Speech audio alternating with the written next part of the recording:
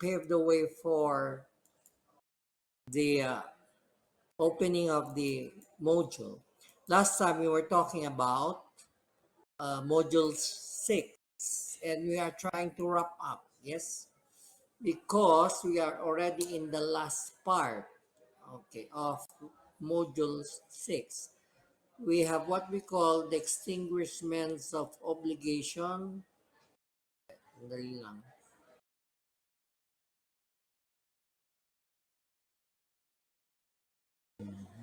Yeah.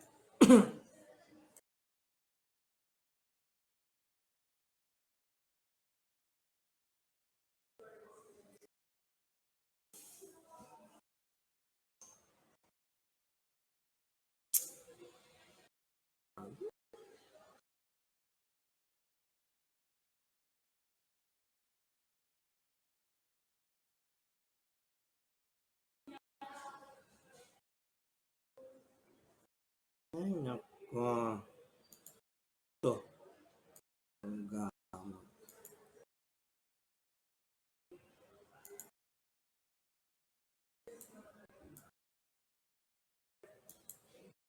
Okay, here we are. Extinguishment of obligation. Can you see something? I hope. Okay. Mhm. Okay, I cannot see now the screen. Okay, except for my shared screen. Okay, last time we were talking about the last part. Okay. We are done with everything within the context of the 10 modes of extinguishment. Okay. I said that I will discuss the R and the A vis-a-vis contrast. Now, prescription is part and parcel of your sheet 2 yesterday, so you had an experience on how prescription plays a major role in the ending or in the extinguishment of obligation. They are enunciated in Articles 1106 to 1155 of the Civil Code, the Philippines. This is the prelude to the loan obligations enunciated in Article 1156. So kung napansin nyo, nagsimula tayo sa midterm phase ng Article 1156. Now we are ending more or less the loan obligations with articles prior to 1156. No? Ganon. So this is the end. Now, pag sinabi nating prescription in layman's term, it means nagpaso or nawala sa tagal ng panahon. In English, lost by the passage of time. This is synonymous to obligation with a period. So if you have an obligation or a right, then it is not forever that is your obligation or your right. That right or obligation will lapse, will expire by the passage of time. Like yesterday, you have obligation or the prescriptive period. So instead of using the word obligation with a period, we are now using the words obligation with prescriptive period. Meaning there's a period for you to exercise or to perform your obligation as well as to exercise your right, but with an expiration.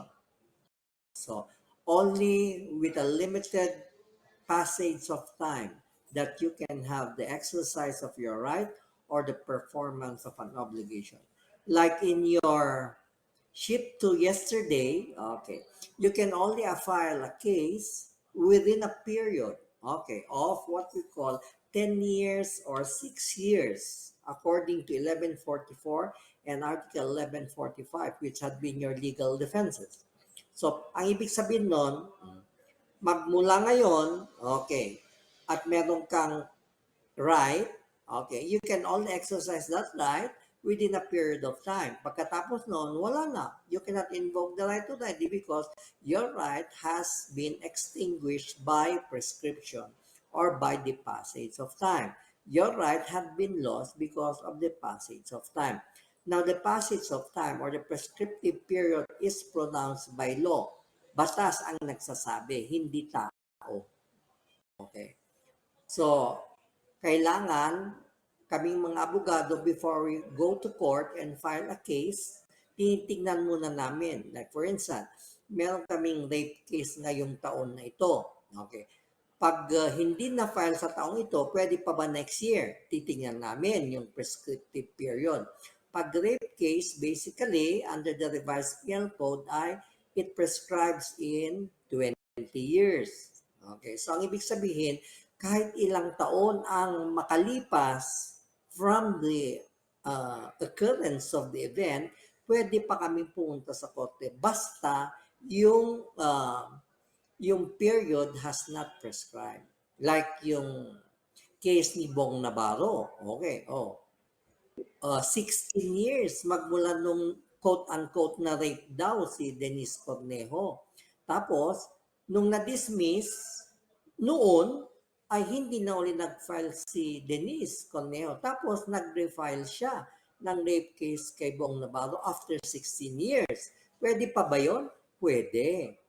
Kasi hindi pa nagpaso yung karapatan ni Denise Cornejo to go to court and file a case for rape against Bong Navarro kasi 20 years. Hindi pa naman tapos yung 20 years. So, hindi pa nagpaso, hindi pa nawala yung karapatan ni Dennis Cornejo to go to court and file a rape case. Yan. Okay. There. That is the meaning of what we call prescription. Now, if you want the legal definition of prescription, it is enunciated in Article 1106. One acquires ownership and other legal rights through the lapse of time in the manner and under the conditions laid down by law. So you cannot interpret this the way you like it. Hindi pwede yung sabi nyo, ay, ang tagal ng panahon, bakit ngayon ka lang nag-appear? O bakit ngayon ka lang nagdemanda? Ang tagal-tagal na yan. O, yan. So, kailangan tingnan palagi ang batas. We review, even as lawyers, we cannot memorize the prescriptive period. So, basta may dumating sa aming kaso, ay tinitignan namin kung pwede pa yung kaso na yon na i-file sa court or nag-prescribe na.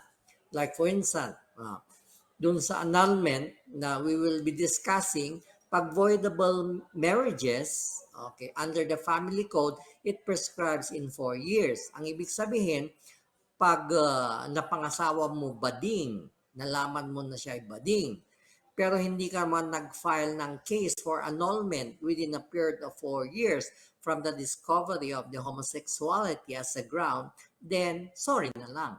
Hindi mo na ma-annul ang marriage niyo. Why?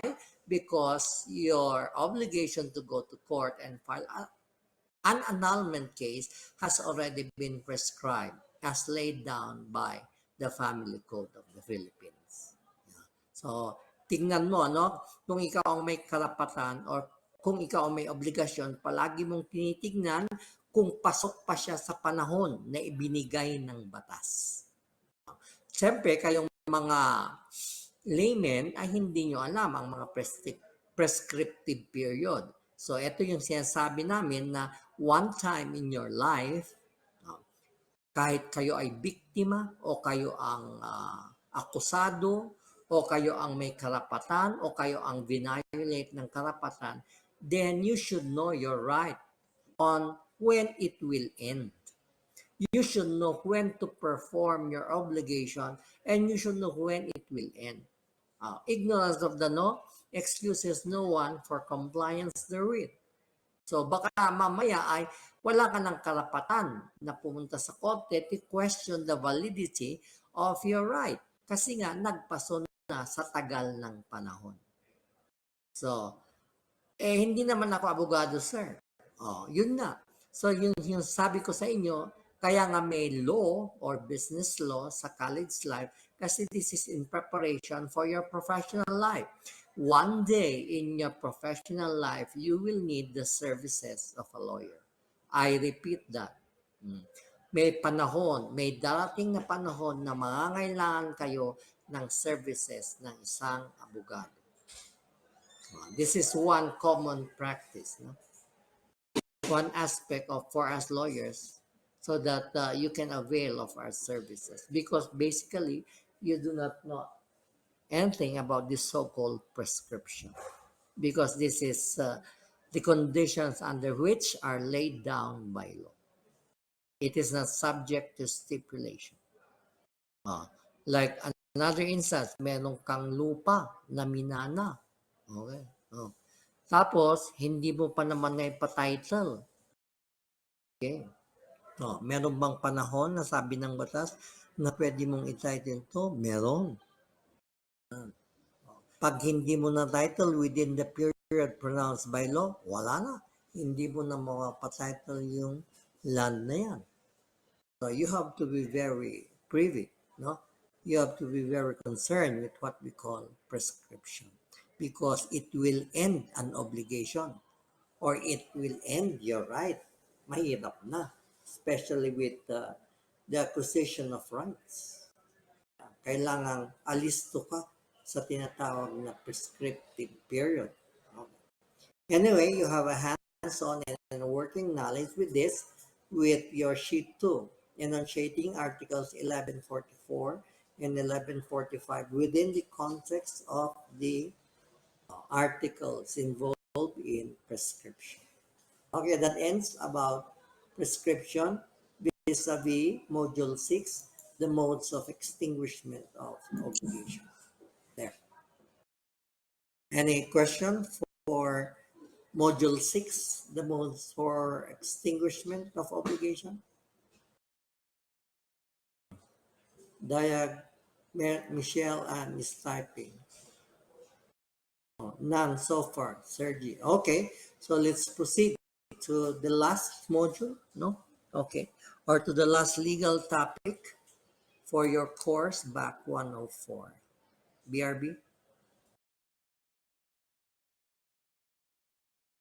I'll just open the file.